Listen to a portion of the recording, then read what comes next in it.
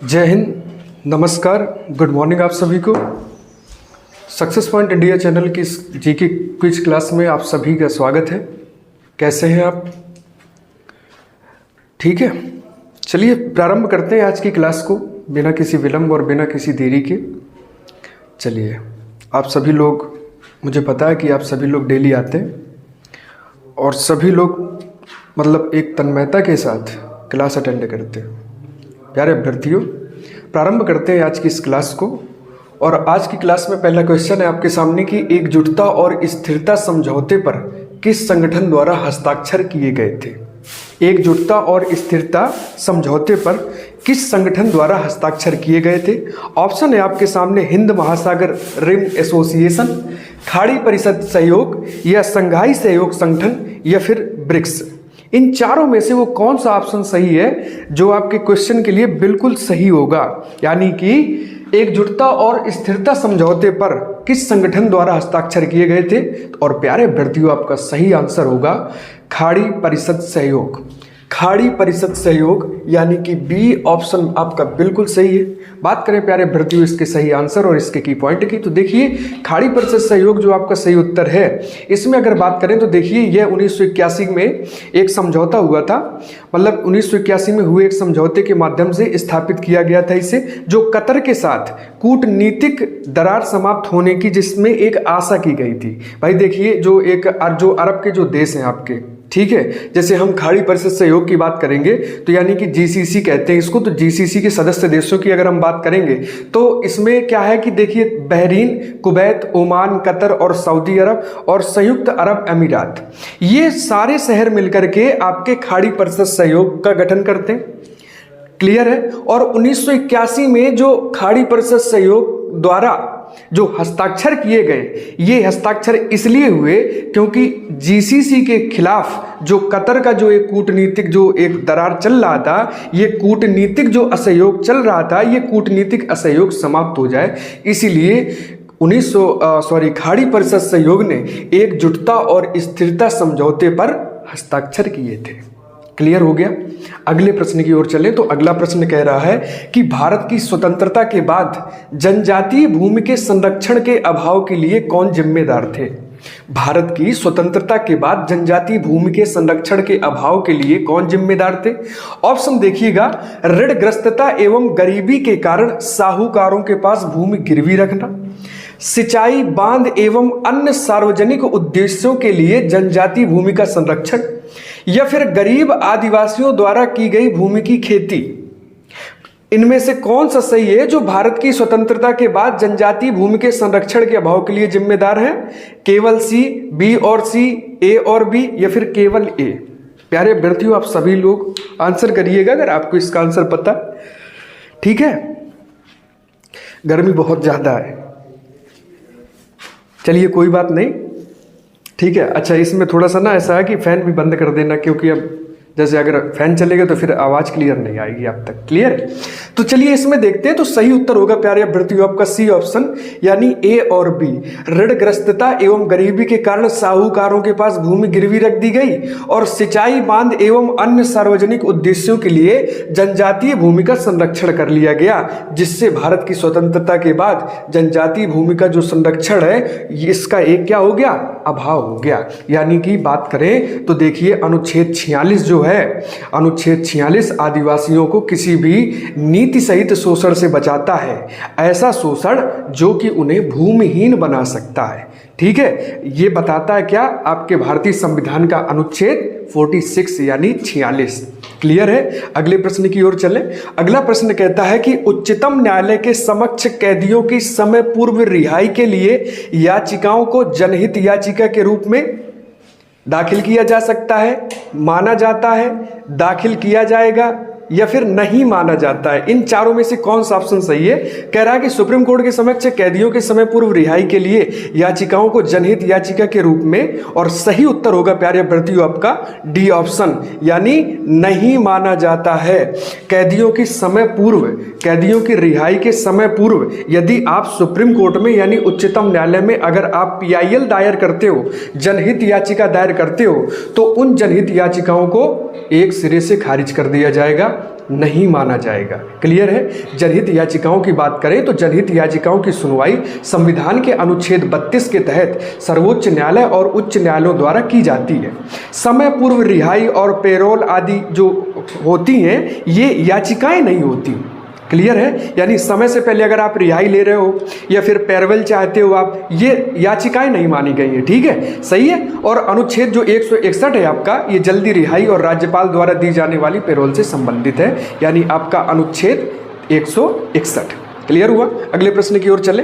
दंड प्रक्रिया संहिता सीआरपीसी की निम्न में से कौन सी धारा पीड़ित को मुआवजा योजना से संबंधित है?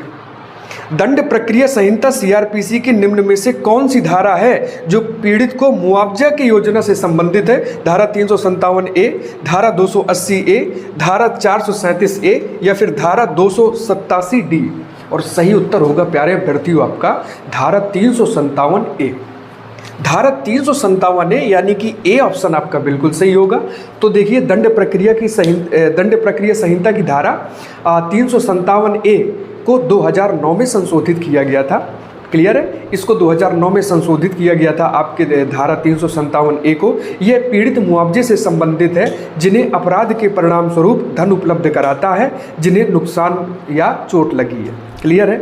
ऐसे व्यक्ति जिनको किसी अपराध के तहत अगर उन्हें नुकसान हो गया, उन्हें क्षति पहुंची है या उन्हें चोट लगी है तो दंड प्रक्रिया संहिता सीआरपीसी की धारा 357A के तहत उस क्षतिग्रस्त और जिसको नुकसान पहुंचा है या जिसको चोट पहुंची है उस व्यक्ति को इस धारा के तहत क्या किया जाएगा? मुआवजा जरूर प्रदान किया जाएगा। क्लियर हुआ। अगले प्रश्न पे आ जाएं। चो और द्वार जैसे गिरिपद मैदानों में मौजूद मृदा कैसी होती है? लैटेराइट, लाल और पीली, जलोढ़ या फिर काली? तो प्यारे अभ्यर्थियों बात करें कि चो और द्वार जैसे गिरिपद मैदानों में कैसी मृदा होती है, सही उत्तर होगा आपका सी ऑप्शन, जलोढ़ मृदा। ऐसे भागों में जलोढ़ मृदा पाई जाती है। अगर द्वार की बात करें यानी द्वार जो मैदान है ना, तो इनकी अगर हम बात करें, इनको समझने का प्रयास करें तो जो द्वार होते हैं ये पूर्वोत्तर भारत में पूर्वी हिमालय की तलहटी में पाई जाने वाली एक विशेष प्रकार की भूमि होती है। क्लियर हुआ। मैं एक बार फिर से इसको दोहरा रहा हूँ। पूर्वोत्तर भारत में पूर्वी हिमालय की पहाड़ी की तलहटी में जो भूमि पाई जाती है ये द्वार भाग कहलाता है। चो की अगर बात करें तो देखिए यह पंजाब में शिवालिक की पहाड़ी, ठीक है, यह पंजाब में शिवालिक की पहाड़ी में पाई जाने वाली भूमि कहलाती है चो। क्लियर है। तो देखिए चो जो है ये है आपके चो, ये पंजाब में, ठीक है, पंजाब की शिवालिक पहाड़ी की तलहटी में जो पाई जाती है भूमि वो चो कहलाती है। और जो आपका द्वार है यानी कि पूर्वोत्तर भारत की जो पूर्वी हिमालय की तलहटी में पाई जाने वाली जो भूमि है वो द्वार कहलाती है। तो चो और द्वार जैसे गिरिपद मैदानों में जलोढ़ मिट्टी पाई जाती है। इतना क्लियर हो गया। आपके भूगोल का सवाल था, बहुत अच्छा प्रश्न था। अगले नंबर पे आ जाए। प्रथम पीढ़ी के कंप्यूटर में मुख्य इलेक्ट्रॉनिक घटक के रूप में किसका प्रयोग किया गया था? देखिए कंप्यूटर की बात करेंगे तो कई सारी कंप्यूटर की जनरेशन्स आ गई, आपकी पहली पीढ़ी, द्वितीय पीढ़ी। अच्छा, कंप्यूटर का आविष्कार किसने किया था, यानी कंप्यूटर का जनक किसको माना जाता है? एक बार कमेंट करिएगा आप सभी लोग। तो बात करते हैं इस प्रश्न की कि प्रथम पीढ़ी के कंप्यूटर में मुख्य इलेक्ट्रॉनिक घटक के रूप में किसका प्रयोग किया गया था? और सही उत्तर होगा प्यारे अभ्यर्थियों आपका वैक्यूम ट्यूब। वैक्यूम ट्यूब का प्रयोग किया जाता था प्यारे अभ्यर्थियों उस समय में। ठीक है। बात करें प्रथम पीढ़ी के कंप्यूटर, तो देखिए प्रथम पीढ़ी के जो कंप्यूटर थे इनका समय माना जाता है 1946 से 1959 ईस्वी के बीच में।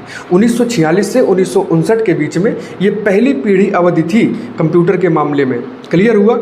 ठीक है। और इस पीढ़ी में क्या करते थे कि जैसे स्टोरेज की बात करते हैं, आज वर्तमान में हम स्टोरेज में हम देखते हैं गीगाबाइट खोजते हैं, वहाँ पे स्टोरेज के समय में प्यारे अभ्यर्थियों पंच कार्ड का प्रयोग किया जाता था। क्लियर है। तो पहली पीढ़ी के कंप्यूटर के मुख्य घटक जो थे तो वो थे आपके वैक्यूम ट्यूब और साथ ही साथ थे आपके वाल्व। क्लियर हुआ। वैक्यूम ट्यूब और वाल्व। अगले प्रश्न की ओर चले। सूचना प्रौद्योगिकी अधिनियम 2000 की धारा 66A को किस मामले में अस्पष्ट होने के कारण असंवैधानिक करार दिया गया था? ऑप्शन सुनिएगा। आर गांधी बनाम भारत संघ, श्रेया सिंघल बनाम भारत संघ, कॉमन काज बनाम भारत संघ या फिर रोमेश थापर बनाम भारत संघ। किस मामले में सूचना प्रौद्योगिकी अधिनियम 2000 की धारा 66A को किस मामले में अस्पष्ट होने के कारण असंवैधानिक करार दिया गया था?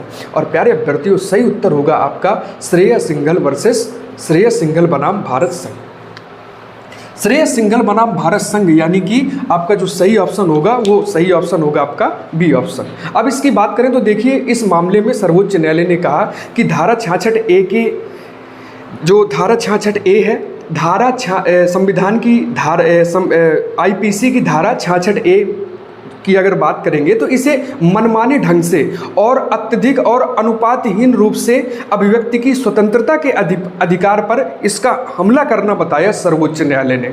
और इस तरह के अधिकार और उचित प्रतिबंधों के बीच संतुलन को बिगाड़ने के लिए बताया आपके सर्वोच्च न्यायालय ने। सर्वोच्च न्यायालय का मानना था कि जो धारा 66A है, इस धारा 66A के दौरान अगर इसकी हम बात करें तो यह अत्यधिक और अनुपातहीन रूप से अभिव्यक्ति की स्वतंत्रता सबसे ज़्यादा दे देता है। ठीक है, माना कि हमें अभिव्यक्ति की स्वतंत्रता प्राप्त है, लेकिन अभिव्यक्ति की स्वतंत्रता वहाँ पर समाप्त होती है जब हमारे अभिव्यक्ति से सामने वाले के अभिव्यक्ति का हनन हो जाए।